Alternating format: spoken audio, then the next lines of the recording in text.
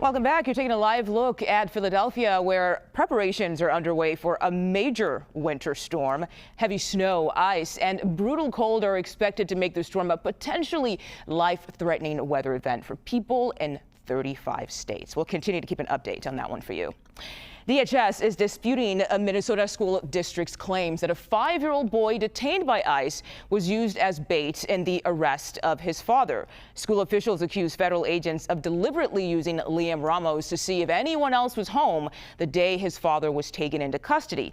But a DHS spokesperson says ICE did not target the boy. She says federal agents remained with the child after his father, quote, abandoned him when they approached the vehicle. Now, just moments ago, Border Patrol officials in Minnesota addressed the detention or the detainment of that boy and his father. Here's what they had to say. Thank you all for being here to get the real facts of what ICE federal partners are doing in the Twin Cities. For us, every day is about public safety, not politics. It's a shame to see politicians and activists spreading fear in their own communities by creating a false narrative about what we do and who we are and who we arrest. The media and political activists have tried to deceive the American public about ICE and our operations. Yet again, they have failed, but the truth matters, and I'm here to tell you the truth about what we do. This week, ICRO conducted targeted enforcement operation to arrest Adrian Alexander Conejo Arias, an illegal alien who was released back into the interior of the United States by the previous administration. When officers approached Conejo Arias, he and his child were in a vehicle. Arias fled from law enforcement on foot, abandoning his child in the middle of winter in a vehicle. One of our officers stayed behind with that child while other officers apprehended his father. After conducting the arrest, my officers stayed with the child. They cared for him, took him to get something to eat from a drive-through restaurant, and spent hours ensuring he was taken care of. Again, my officers did that, not his father. My officers did everything they could to reunite him with his family. Tragically, when we approached the door of his residence, the people inside refused to take him in and open the door. Let me say it again. They saw the young boy and they refused to open the door and take him back. This is the human side of the job that my officers do. They are family men and women. They have children of their own. They sacrifice everything for their families. I know for a fact that they were heartbroken to see the child's own family leave him behind. Fortunately, Conejo Arias eventually requested that his child stay with him. We do everything in our power not to separate families. So they took him back together to Minneapolis, here to the city, to the ICE facility for processing, and now they are being well cared for at a family residential center, pending their immigration proceedings. This is the real face of ICE, ERO, Border Patrol, and our allied partners. The media doesn't know our officers, we do.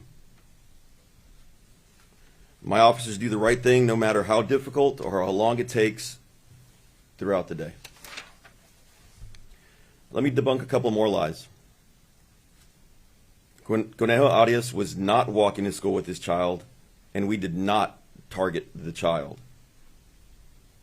Arias fled from law enforcement officers and left his child behind.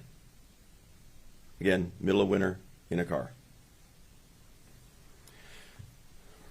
We will enforce the law as it's written, but we will go above and beyond to reunite families because that is who we are. I also want to clarify the recent arrests of the ringleaders of the city's church riots.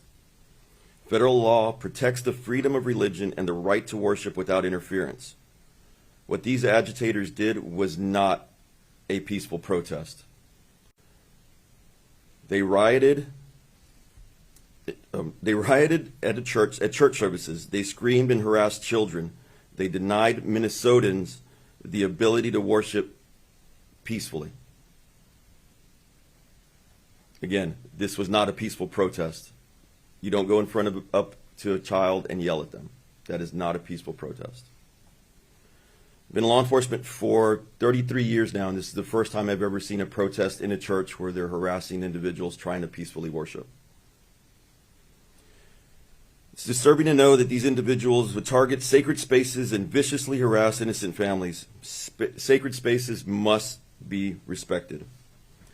While I cannot speak to ongoing investigations and prosecutions, I can say that ICE, DHS, and the Department of Justice are wholly committed to maintaining public safety and the rule of law. That is why we are here today. I am calling on everyone, politicians, the media, and activists, to put an end to the dangerous, irresponsible rhetoric once and for all. You are pitting communities against federal law enforcement, and you are pitting neighbor against neighbor in Minnesota. This is why I'm up here almost every day, to show you the good work my officers are doing. This is the same reason that Chief Bovino is up here every day. The public needs to know about the dangerous criminal illegal aliens we're arresting. They need to see the faces of the monsters that these agitators are trying to protect. Yesterday, we arrested the following individuals. Jose Ocampo Leon, a criminal illegal alien from Mexico, convicted of sexual conduct with a child under 16. Also up on these. Gerardo Sanchez Acuña, a criminal illegal alien convicted of drug trafficking. Salvador Salazar Rivera, a criminal illegal alien from Mexico convicted of violent domestic assault that inflicted bodily injury on his spouse. These are not the people that you want living next door to you. Rudy Pineda Aguilar, a criminal illegal alien from Guatemala convicted of criminal sexual conduct. Not the people you want living by your schools. And finally, Jeffrey Ramon Rabanales, a criminal illegal alien from Guatemala convicted of assault, domestic assault, and damage to property. These are the people that those protesters and agitators are trying to protect. We have the photo.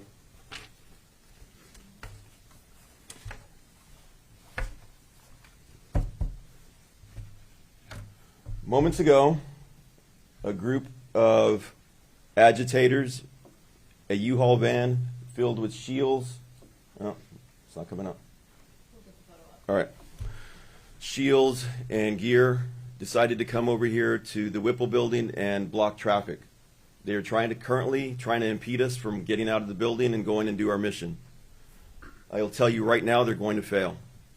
Because no matter what they put up in front of us, we are here to do a job to protect this community, to protect Minnesotans, and to keep the criminal legal aliens off the street and put them where they belong, back into detention, and remove them from this country. Thank you, guys. Take questions now. All right, we'll start from here and we'll go down. Everyone will get questions. All right, so you were listening to an ICE official just moments ago laying out what happened yesterday in Minnesota when a 5-year-old boy, or a few days ago in Minnesota, when a 5-year-old boy was arrested by ICE agents. Now, he says that they took that boy to get some food and made sure he was taken care of while he was out in the cold. We should mention that some reports of those who were out there in that area, they dispute what that ICE official had to say. But we know he's taking questions from reporters right now, so let's listen in. Just 2 questions on the 5-year-old, and I'll rattle them off quickly, and I'll repeat them if need be. Does the father have a criminal record? What charges was he arrested on? What's the son's legal status and immigration history? What can you tell us about any ICE interactions with the mother, as well as her legal status and immigration history? That was pretty fast. Can you? Yeah. Okay. Let's start with the first one. Does the father actually have a criminal record? And if so, what charges was he arrested on? I will have to get back to you with any of this in-depth criminal history, but he was in the United States illegally, and I believe he'd been ordered removed. I'm from the AP. Your press people do have my contact information. Yep. What's the son's legal status and immigration history? The family came across as a family unit illegally a few years back. I can't get the date off the top of my head. Can you tell us anything about ICE's interactions with the mother as well as her legal status and immigration history?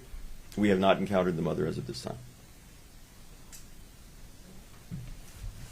My question's for the commander, just given portions of your remarks, sir, and we appreciate you taking questions very Of course. much. We have Maggie Vespa from NBC News. We have reported multiple times, in depth, quoting DHS's statements, saying that Liam Ramos is being held with his father in Texas. With that context in mind, we still have people saying that they're outraged at the idea of little kids being held in custody at all. So what do you say to those people, and what kinds of conditions are young children being held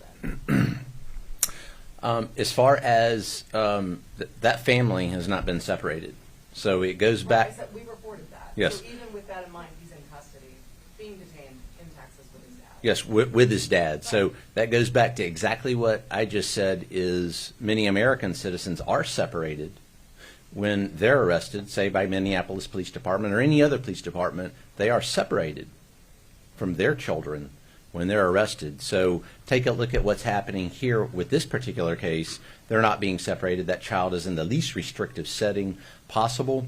When I say that we're experts, both Border Patrol and ICE, in dealing with immigration cases that involve children, probably the most experienced anywhere in the United States by any domestic law enforcement agency. I know that in my particular Border Patrol sector, that saw thousands of individuals coming across the border during that last administration, including hundreds of children. I remember our agents in the back parking lot playing soccer matches with those children in the back parking lot. I challenge any other law enforcement agency anywhere nationwide to show me the fantastic care that ICE and U.S. Border Patrol provide children. Don't come across the border illegally, especially don't commit crimes, or there will be consequences. And American citizens face it. So, the law is fair and firm.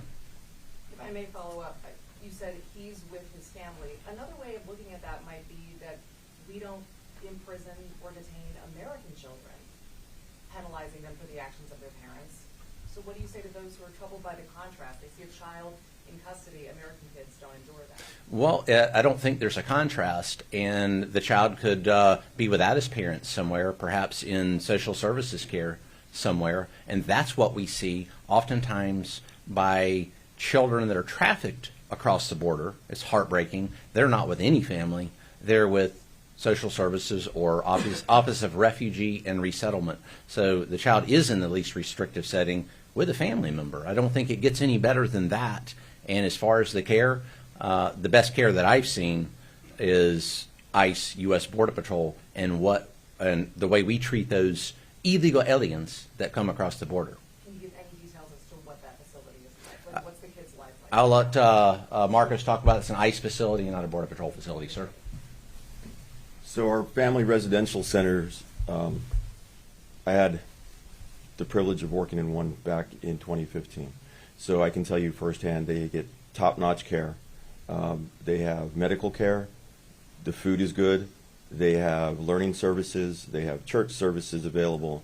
They have recreation. They have special caregivers to see to the needs of the children and the mothers or families that are there. It's better.